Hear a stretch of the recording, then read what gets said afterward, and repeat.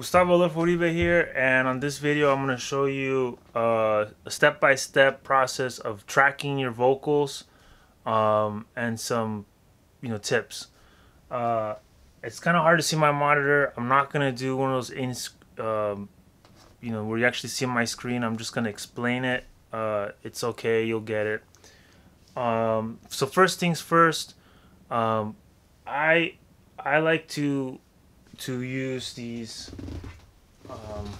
AKG monitors when I'm tracking, and you want to get your vocals at a level where it's like the beat is probably maybe 50%. Like I like my vocals really loud, louder than the actual beat.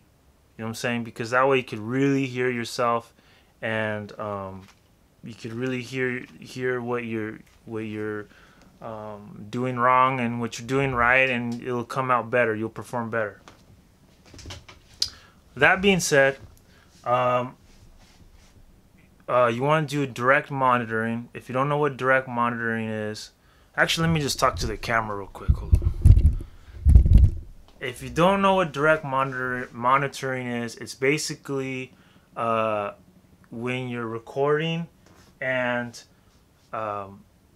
you can hear what's coming before it hits the computer, right? So on your DAW, basically there should be a mix balance knob or a button that says direct monitoring. If you don't have one of those, then get one that does.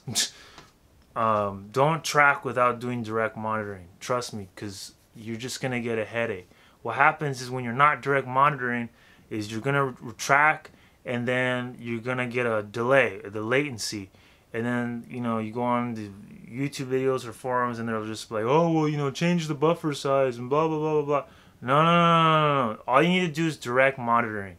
And when you arm your track, you're gonna have it record enabled, okay? But when it has that little in button to hear yourself, you're gonna click it off. That's the secret. So just click it record enabled. Make sure it's recording when you're recording, but you have that in button off. So you can only, and on your DAW, on your interface, you're gonna put that mix balance more towards the direct monitoring side, or the input side, so that way you're hearing more of your vocals than the beat, and then you turn the volume up, and then it's like bam, okay, now you're ready to record, okay?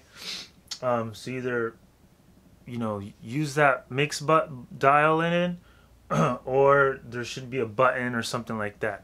If you want a tutorial how to do direct monitoring, leave a comment and I'll go more in detail. Anything in my videos, if it's not making sense and you want it more in detail, let me know. Okay, so you want to set up direct monitoring. Then after that, you have your beat, whatever, and you're gonna have your new audio track ready to go. And you can either start with your hook or start with your verse. It doesn't really matter, but this is the step-by-step process, okay? You're gonna just record a take like this, right? This is your track that you're recording. If you mess up your verse, like if you can't get through like half of it or whatever, then delete it and start over. But if you can make it through your verse or halfway through the verse, and it's like a whole clean verse, then do not delete the track. Do not re-record the track. Leave the track where it is. Start a new track and set that up. Mute the top one, and then just do a new track. And then that way you'll do new take 1, take 2, take 3, take 4, take 5, all in different tracks. Okay, you understand what I'm saying? That's very important, because a lot of guys, they just re-record it, and you don't want to do that. You do not want to do that. If you have digital, recording, you want to take advantage of the track you have like unlimited tracks almost, you know. So you're gonna do that, and then you're gonna get to a point where like around your the last take that you do is gonna be the one. And then you may, if you know, and then you play it back and you know, okay, that's the one, then cool. Then you're ready for the layers. If you think, well, maybe let me do another one, see if I could top that, then do that, do another track, blah blah blah, blah, and then play a couple, you know, audition the tracks. And if you're sure that the one is the one, then the next step to do is you're gonna group all of your tracks, all of the tracks that you're not using. You're gonna put it into a group, and you're gonna label it not used. That's what I do. All the takes that you're not using, you put in a group, and you label that group not used. Then you condense that, and then that way, your track that's the one, put in a new group called vocals. All right, and you label that track verse 1 or hook A or hook, you know, or you know, verse 2 or whatever. Then when you do your overdubs or whatever, you're gonna label that verse 1B, verse 1C, or verse overdub A. You know what I'm saying? You know, once you have everything, you know, you're doing the same process, right? You get the one, then you put it right there. You get the other one, boom. You get the other one, boom. And then you got a sandwich. You got a sandwich of takes that is the one, that are labeled, and it's grouped. It's grouped in vocals. All right. It's actually easier to use my hands than to try to show you on the computer. Now, the other advantage of what I'm trying to tell you is this. If you get into a problem where you have the take, and let's say there's just one word you missed, okay, then you could go back on your other tracks that you recorded, take that little clip out, and then insert it where it needs to go. And then you kind of mess with the levels or whatever, and you might have to do some fades or whatever, but it should just be able to just drag and drop, and it'll be like butter. And I've done that, you know, many times when it's like a perfect take, but it's just like, oh crap, I missed one word, and then like you could do that. So that's, you know, you always want to shoot for a whole clean verse, whole clean hook.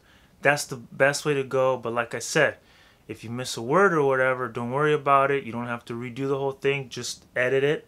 That's the editing process, and then you're good to go. You're good. That's basically my tracking process. So if you follow my process, what I'm telling you, everything should go smoothly. All right. Now, once you have your vocals recorded and it's grouped together, then what you're gonna want to do is, now I'll get the camera closer so if you can see this, what I'm talking about. Basically, I'm gonna zoom in here, and all the parts that are not being used, you just delete those parts. Delete those parts, right? Delete those parts. So you're trimming them. Then what you want to do is you want to show your fades, and then you want to fade the edges. So the edges are going to be like sloped down, right? So slope down. That's the other editing process. Once you got that stuff, my go-to for vocals, it always changes with everybody, but it's pretty simple for me. I'm going to use a noise gate to get rid of and boost the highs a little bit, and then put my reverb, and then to taste. And that's it. That's basically it. If you want to use more effects like delay or whatever, you can do that. But if you do this simple signal flow, the vocals are going to be in the ballpark. They're gonna be in the ballpark. And remember, if you want to get a professional Dr. Dre-ish type sound, you have to use a really good microphone, really good mic cables, really good mic preamp, and then it'll do all the hard work for you. And all you have to do is just kind of edit it and do some slight trimming, but then you'll be good. When you get a cheaper mic, you tend to have to work a little bit harder to get a good sound. You got to EQ more, and then you got to add more saturation or whatever. And especially with low end microphones, they tend to, like condenser mics, they tend to be a little bit, I don't know, a little bit compressed on the high end, or it's too much bite on the high end. I don't really like it. That's why I got a ribbon mic. But if you use a high end U87 condenser mic, then you're not gonna have any problems. Everything's pretty good. But I have noticed with condenser mics, the top end is kind of like, it cuts through. It does have a tendency to just cut through a mix. Which is a good or a bad thing depending on the quality of the microphone and your aesthetic or whatever. Anyways, that's basically it, guys, for tracking. If you have any questions, let me know in the comments, and then I'll make some more videos in more detail, okay? So thanks for watching, and good luck on your recording. Okay, cool.